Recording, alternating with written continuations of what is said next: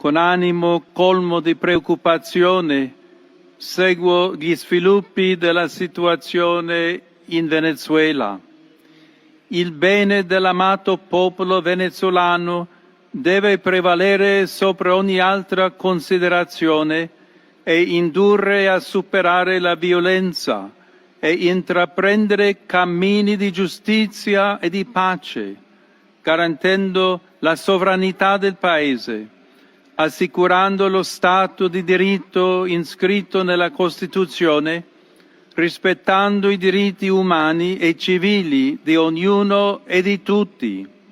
e lavorando per costruire insieme un futuro sereno di collaborazione, di stabilità e di concordia, con speciale attenzione ai più poveri che soffrono a causa della difficile situazione economica. Per questo prego e vi invito a pregare, affidando la nostra preghiera all'intercessione della Madonna di Coromoto e dei santi José Gregorio Hernández e Sor Carmen Rendiles.